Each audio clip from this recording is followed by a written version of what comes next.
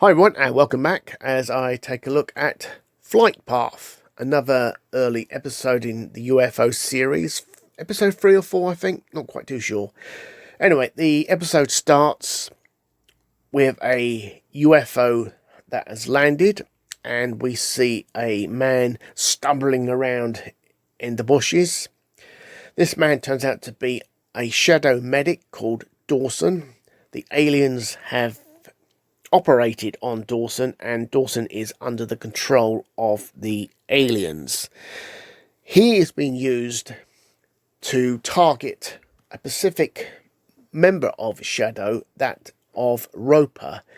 Now, Roper has some sort of dealings with Sid, the space intruder detector.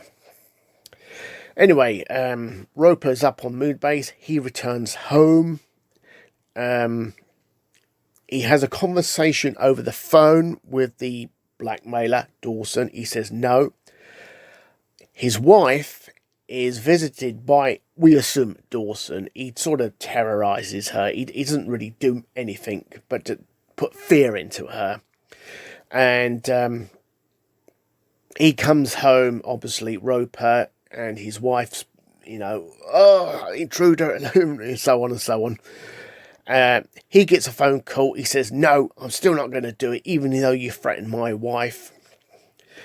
And after this incident, he calms his wife down, and Roper reports to Shadow for his usual debriefing, undergoing his psychiatric testing, and Roper fails the testing. The report lands on Straker's desk.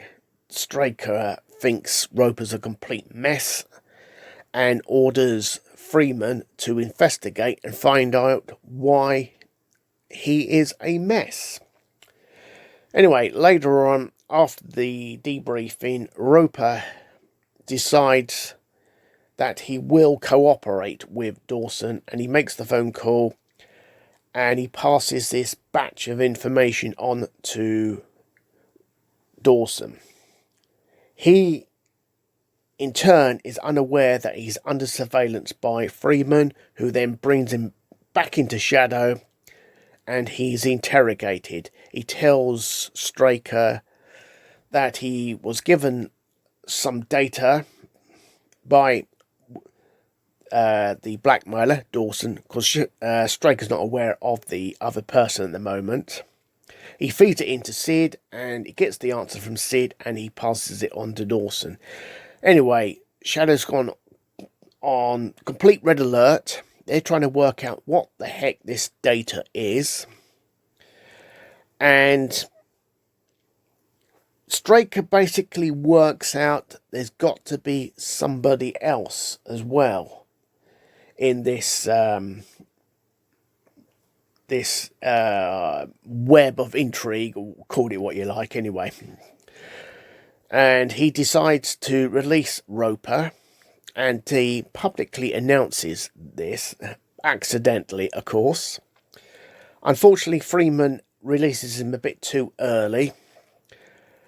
Sky One is launched. All heck breaks loose, basically.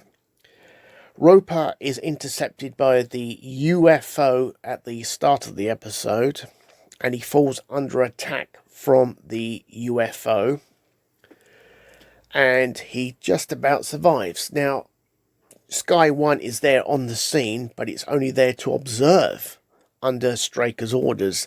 Then eventually, after Sky One gives its report, it is then ordered to shoot down this UFO. Now, by this point, Straker now realises there's definitely a second person within Shadow who is pulling Roper's strings, you could say. So he's trying to find out who the second person is and what is this data that's so important. So, Roper survives the attack by the aliens and is brought back to Shadow headquarters. Moonbase has been in contact with Straker, and they think some of the figures are pointing at the orbit positions of the Earth, Moon and Sun. Now apparently also some of the figures towards the end of the data feed are wrong. So Freeman and Straker are meeting, and they suddenly realise if they know this, the aliens must know this. And clearly the operative, Dawson, is now going to go after Roper's wife, and this time he's out to kill her. Well, she shoots him, but he survives, only to shoot her in return. Roper is not made aware of this incident that occurred. Straker eventually works it out, what the data figures are. It is something to do with sunrise on the moon, where there is a sort of electronic blackout occurs. And he decides there's only one man for the job. And that man is Roper. Now, obviously, Shadow have turned up to Roper's home, found his wife dead, and found the medic Dawson. And they have removed this device out of Dawson. And so now Straker knows who the other man was. But the threat of an alien attack on the moon still remains, and only one man stands between the aliens succeeding, and that is Roper. Roper is dispatched. He goes out on the lunar surface all on his own, and he waits for the UFO to arrive. And eventually the UFO does turn up. Roper shoots it. He damages it first time, and he then takes aim again and he destroys it. But of course the UFO was so near him, his suit is damaged, he's losing air, and unfortunately Roper dies on the surface, minutes away from being rescued. But he has succeeded. The UFO has been destroyed.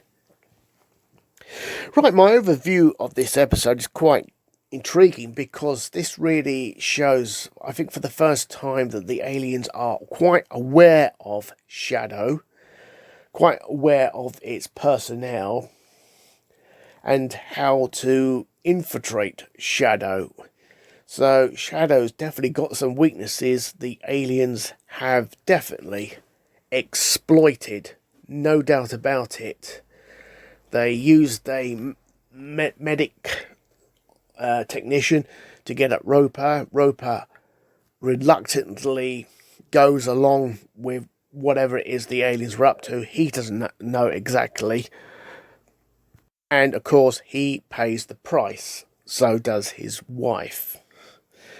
Yeah, it's quite a good episode, actually, on those grounds, when you think, finally, the aliens are getting a bit of upper hand here. They're working out what's going on, who's out to stop them. This organisation called Shadow, and this won't be for the first time that the aliens do succeed in infiltrating Shadow.